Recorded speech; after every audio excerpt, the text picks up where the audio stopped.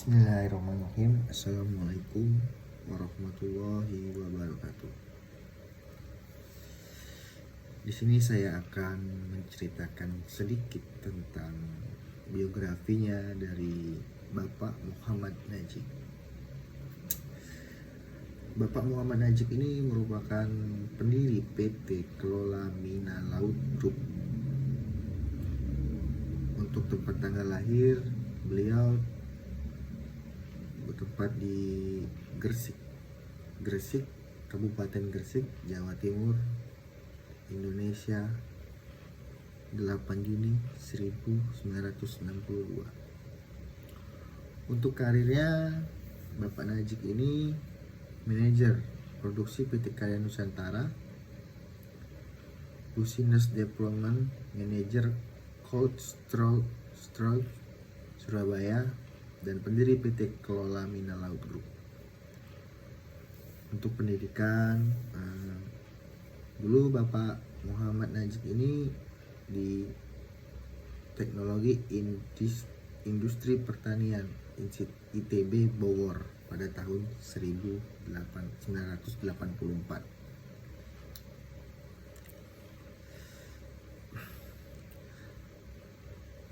Bapak Najib ini berasal dari keluarga yang sederhana dan merupakan anak sulung dari 8 bersaudara, yang dimana pasangan Bapak Munarjo dan Ibu Ansah.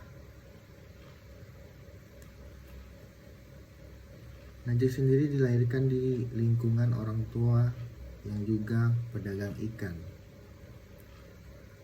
Munarjo ayah dari beliau adalah seorang pedagang ikan yang tergolong berhasil untuk ukuran kampung pada masa jayanya. Tetapi kemudian ayahnya beliau sakit dan ekonomi keluarga beliau menurun. Meski secara ekonomi tak beruntung, beliau akhirnya berhasil menamatkan SMA dan melanjutkan perkuliahan melalui jalur tanpa tes atau PMDK atau PBUD di jurusan Teknologi Industri Pertanian, Fakultas Teknologi Pertanian Institut Pertanian Bogor atau IPB.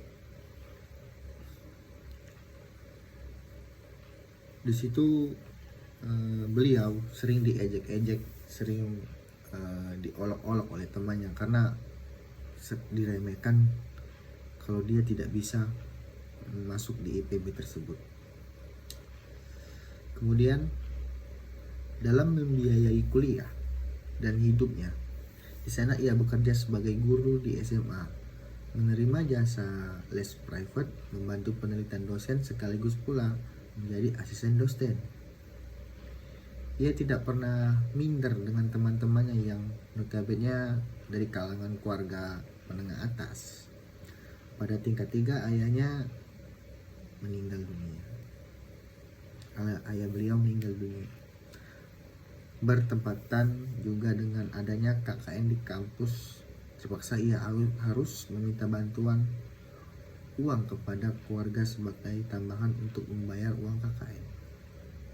Akhirnya beliau dapat menyelesaikan perkuliahannya di IPB dengan baik dan mendapat nilai yang terbaik.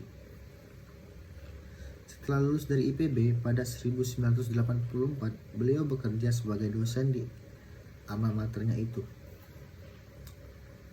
Pekerjaan ini dijalaninya selama setengah tahun saja karena ia tidak merasa cocok dengan aktivitas yang dijalaninya. Setelah berhenti menjadi dosen, beliau bekerja di salah satu BUMN di bidang processing coklat di Surabaya sebagai manajer produksi. Nama perusahaan PT Karya Nusantara. Ketika ia berusia 24 tahun, di sana beliau banyak memberikan kontribusi kepada perusahaan hingga perusahaan mampu mencapai keuntungan yang berlipat ganda oleh beliau. Dalam jangka waktu setengah tahun, ia diangkat menjadi branch manager atau pimpinan cabang. Karena terjadi dualisme kepemimpinan, akhirnya ia memutuskan untuk mengundurkan diri. Tak lama setelah itu, ia dilirik oleh Cold Strong Surabaya atau ICS. Perusahaan ini bergerak dalam bidang pengelolaan udang untuk pasar ekspor yang nantinya banyak memberi pengalaman kepadanya dalam menjalankan bisnis di kemudian hari. Kali ini ia langsung menjabat sebagai Business Development Manager atau BDM. Di sana ia diberi proyek agar perusahaannya tidak hanya tergantung pada udang saja, melainkan harus ada diverifikasi. Karena kemampuan yang dimilikinya, ia mampu menjawab amanat yang ditugaskan kepadanya.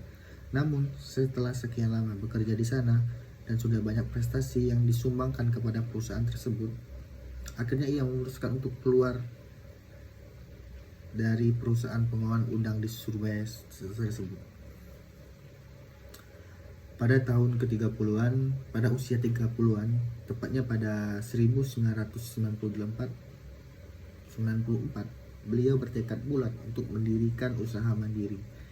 Ketika masa awal merintis usahanya, beliau menggunakan modal yang berasal dari urunan dan dengan temannya sebesar 20 jutaan. Ia meminjam uang kepada temannya dan koleganya dari Jepang, masing-masing sebesar 160 dan 50 US dollar, sekitar 1 juta lah. Uang itu digunakannya untuk membeli tanah, alat produksi, dan membangun gedung pabriknya. Ya, yang sekarang yaitu beliau memiliki